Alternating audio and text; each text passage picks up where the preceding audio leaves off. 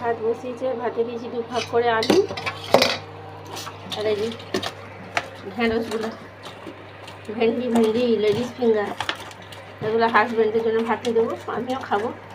ও কিছু তরকারি হবে না আজকে, আলু সিদ্ধ, ঢেঁড়স সিদ্ধ, ডাল করবো বলছিলাম, ডাল করতে না বলছে কারণ 2 দিন পর পর চিকেন খেয়েছে, ওর সুগার আছে, আমার গ্যাস্ট্রিক আছে, গ্যাস্ট্রিক আলসার, এত রিচ খাওয়া হবে না, ওই জন্য সিদ্ধ।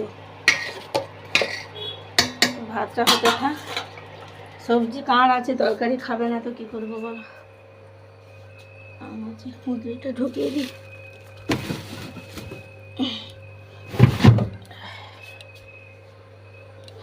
ডাঁটাগুলো তোলা হয়নি,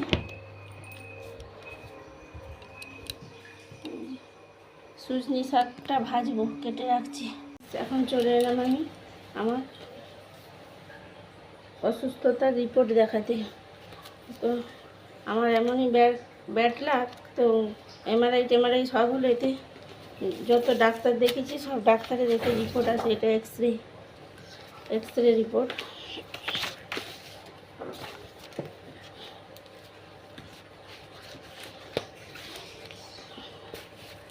রিপোর্টের মাথা মুন্ডু তো আমরা কিছু বুঝবো না, ডাক্তারকে দেখাতে হবে। তো এই হচ্ছে আমার সব রিপোর্ট আছে এতে।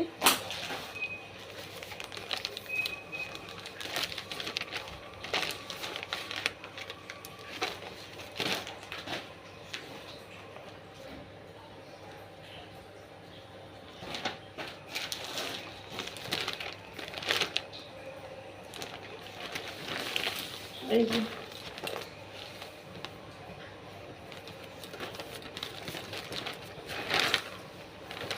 এতে আরও রিপোর্ট আছে, আর এটা হচ্ছে যে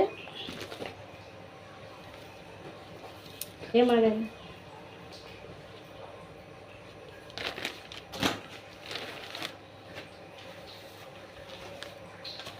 ঠিক আছে, সব এলোমেলো হয়ে যাবে, অনেক রিপোর্ট আছে, রিপোর্টগুলো গুছিয়ে রাখতে হবে।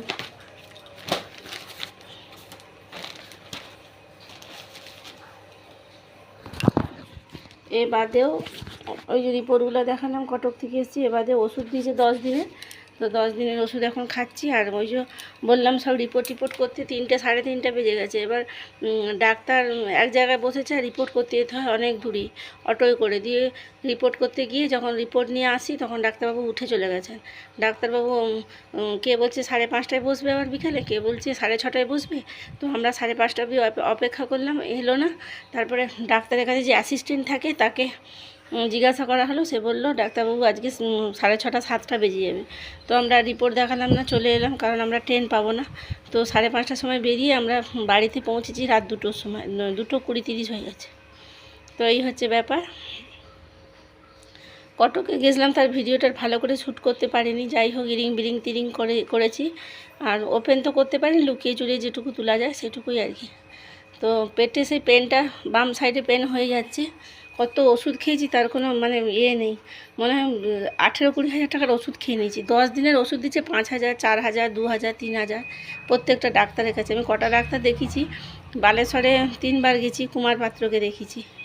আচ্ছা, মেদিনীপুরে একবার গেছি, মেদিনীপুরে কি একজন পাল এসকে পাল মনে হয় দেখিয়েছি। আচ্ছা, বেলদাতে একটা ডাক্তার দেখিয়েছি, সে গাইনো। এবারে কটকে ভুবনেশ্বর গেছি, ভুবনেশ্বরে হাইটেকে দেখিয়েছি ডাক্তার ইউরোনোলজিস্ট, আগো কি নামটা মুখে আসছে, শ্যামানন্দ মহাপাত্র, ওনাকে দেখিয়েছি। আবার লাস্টে গেলাম কটকে সঞ্জয় বিনোদ বেহারা, এই স্যারকে দেখানো হয়েছে।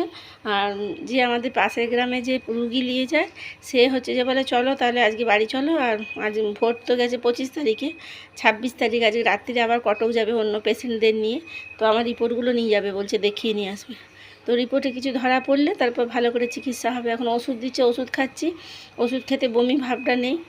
আর পেটে ব্যথাটা হচ্ছে, মানে জোরে হচ্ছে না, আস্তে হচ্ছে, কিনকিন কিনকিন কিনকিন হচ্ছে এরকম, আর বমি ভাবটা নেই। আর এই ওষুধটা খেতে শরীরটা দুর্বল লাগছে, যেন আমি শূন্যে ভাসছি, কোনো কাজ করতে পারছি না, যেন আমাকে কেউ কোলে তুলে নিয়ে গেলে আমার আরাম লাগবে এরকম হচ্ছে। শুয়ে আছি তো, হাতটা এরকম শুয়ে রাখছি, এরকম হাতটা উঠাতে পারছি না, পাটা মিলা আছে, পাটা গুছাতে পারছি না, এরকম অসুবিধা হচ্ছে। তো আজকে ওয়েদারটা দেখো আমাদের, সকাল থেকে বৃষ্টি, প্রচুর বৃষ্টি হচ্ছে। হাজব্যান্ড তো গেল না, ব্যবসা করবে কি করে, বৃষ্টিতে সব মালপত্র ভিজে যাবে। ওই জন্য মেয়ের যে বেলদাতে বাড়ি হচ্ছে, সেই ওইতে ঘরের মধ্যে বসছে, তোমার স্টাইলস বসছে, স্টাইলস মিস্ত্রি স্টাইলস বসাচ্ছে। তো কালকে ভোটের জন্য যেতে পারেনি, আজকে গেছে। কতটা কি কাজ হলো দেখাশোনা করতে। আর 2 দিন মাংস হয়েছিল, মাংস খেয়েছিল, ও খেয়েছিল, আমি কম খেয়েছিলাম। তো আজকে বলছে কোনো তরকারি করতে হবে না, সিদ্ধ ভাত করো। দিয়ে ঢ্যাঁড়স ভাতে, আলু ভাতে মানে সিদ্ধ করতে দিয়েছি। আর সজনি শাক কেনা হয়েছিল 500, সজনি শাকটা বেছে কেটে রাখছি। এবার পেঁয়াজ, শুকনো লঙ্কা আর রসুন ছিঁচে ভেজে ফেলবো, ব্যাস ওটা দিয়ে খাওয়া হয়ে যাবে।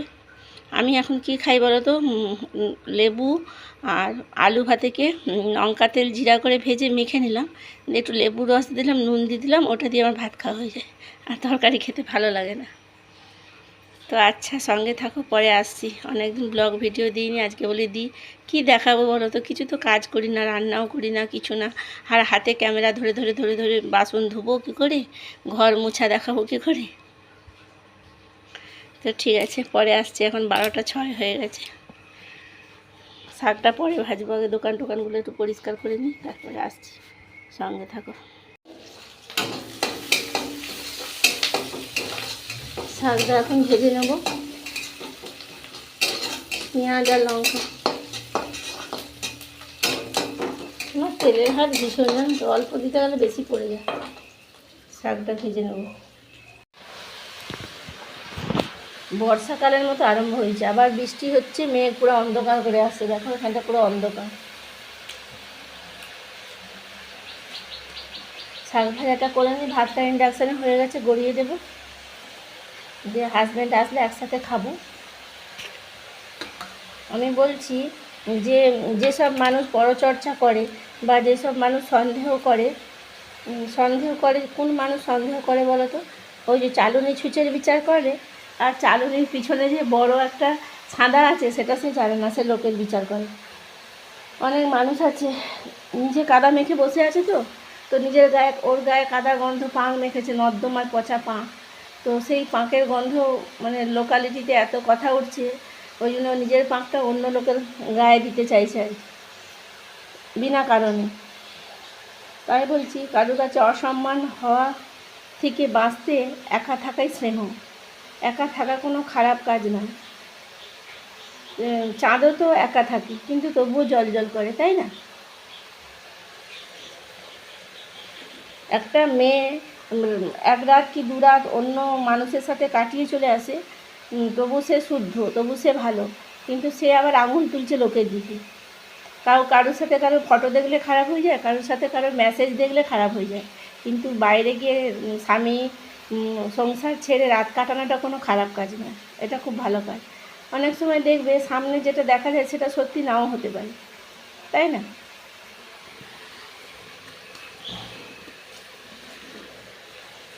ওই জন্য অসম্মানের হাত থেকে বাঁচার জন্য একা থাকাই ভালো, একা থাকা কোনো খারাপ কাজ নয়। চাঁদ তো একা থাকে, তবু কীরকম জল করে বলো তো? চাঁদেও কলঙ্ক আছে, তবু জল করে, তাই না? শাকটা বসিয়ে দিলাম, কত জ্ঞানের কথা বললাম। আসছি দাঁড়া। Hello friend, good morning everyone, welcome back to my ফ্যামিলিতে অনেক অনেক স্বাগত আর অনেক অনেক ভালোবাসা জানিয়ে আজকে নতুন একটা সকাল, নতুন একটা ব্লগ আরম্ভ করলাম। তো দেখো বাইরের ওয়েদারটা দেখাচ্ছি তোমাদেরকে। এখন বাজে 6:30, 6:30টার সময় উঠে মানে 4:30, ভোর 4:30 থেকে বৃষ্টি হচ্ছে আর মেঘলা মেঘলা করে আছে আর ঝোড়ো হাওয়া বইতেছে। কারোর বাদাম তোলা হয়নি, দেখো বাদাম গাছগুলো আমাদের গাছে কাঁচকলার কাঁদি পড়েছে, দেখো এগুলো হচ্ছে কলা গাছ আমাদের। আর এই দেখো পান গাছ আছে এখানে, এই দেখো পান গাছটা কি সুন্দর হয়েছে দেখছো, এটা আমাদের পান গাছ। আর হাজব্যান্ড খেয়ে যাবে বলে দুটো বড় বড় করে পেঁয়াজি, একটু ছোলা সিদ্ধ আর একটুখানি শশা ছিল কেটে ওকে মুড়ি দিলাম। তো আজকে বৃষ্টি হচ্ছে, ব্যবসায় যেতে পারবে না, মালপত্র সব ভিজে যাবে। আজকে হাজব্যান্ড গেছে বেলদা, এই দেখো এখান দিয়ে আরেকবার ওয়েদারটা দেখাচ্ছি, বৃষ্টি পড়ছে। আজকে হাজব্যান্ড বেলদা গেছে মেয়ের ঘরে, নতুন ঘরটা যে হচ্ছে টাইলস বসছে, তো কালকে ভোটের জন্য যেতে পারেনি, আজকে গেছে। ও বেরিয়ে যাওয়ার পরে আমি কতগুলো কলে করে বাসি বাসন ছিল, বাসন মাজা হয়ে গেছে, এখন বাসন ধুচ্ছি। এক হাতে কল পাম্প করছি আর বাসন ধুচ্ছি। আর মাজার সময় তো শেয়ার করতে পারিনি। ফ্রেন্ড শুভ সন্ধ্যা, তখন এখন বাজে 7:20 হয়ে গেছে। তো দেখো, আর সেই যে শাক ভাজা করছিলাম মনে হয়, সেই তখন মনে হয় তোমাদের সামনে এসেছিলাম, মনেও নেই, আমি আর দেখিও নি। আর এই যে এলাম বিকালে, কাপড় টাপড় কেচে বিকালে যা কাজ ছিল সব সেরে সন্ধে টন্ধে দিয়ে চা খেয়ে হাজব্যান্ডকে চিড়ে ভাজা দিলাম, চা করে দিলাম, ও খেলো আমি খেলাম, দিয়ে চলে এলাম তোমাদের সামনে ভিডিওটা শেষ করতে। কারণ আজ 3 দিন 4 দিন ধরে আমাদের এখানে প্রচণ্ড বৃষ্টি হচ্ছে আর ঝড় হচ্ছে। আজকে রাত্রিরেও হওয়ার কথা আছে, কারেন্ট ছিল না আর মোবাইলে চার্জ ছিল না বলে আর কিছু শেয়ার করতে পারিনি। তো যেটুকু শেয়ার করছি সেটাই এখানে আজকে থেমে যাব। তো কারেন্ট যদি থাকে, ওয়েদার কেটে যায়, তাহলে আবার একটা নতুন ব্লগ বা ভিডিওর সাথে দেখা হচ্ছে। আজকের মতো এইটুকুই, ততক্ষণে সবাই ভালো থাকবে, সুস্থ থাকবে, সাবধানে থাকবে আর আমার পাশে থাকবে, আমার সাথে থাকবে। আমি যেরকম থাকি, আমার যেরকম লাইফস্টাইল আমি সেরকমই দেখাই, কোনো বাড়িয়ে কিছু বলি না, কোনো মিথ্যা কথা বলি না। বিশ্বাস করা না করা সব তোমাদের উপর, ঠিক আছে। আর কটকে যাবে বলছিল সে দাদাটা রিপোর্ট দেখানোর জন্য, তো ট্রেন বন্ধ হয়ে গেছে, এত ঝড় বৃষ্টি হচ্ছে। তো যাবে, 1 সপ্তাহের মধ্যে যাবে। তো রিপোর্টটা দেখে খারাপ ভালো যা কিছু খবর আসে আমি জানতে পারলেও তোমাদেরকে জানাবো, ঠিক আছে। ততক্ষণে সবাই ভালো থাকবে, সুস্থ থাকবে, সাবধানে থাকবে, আমার পাশে থাকবে, আমার সাথে থাকবে। টাটা।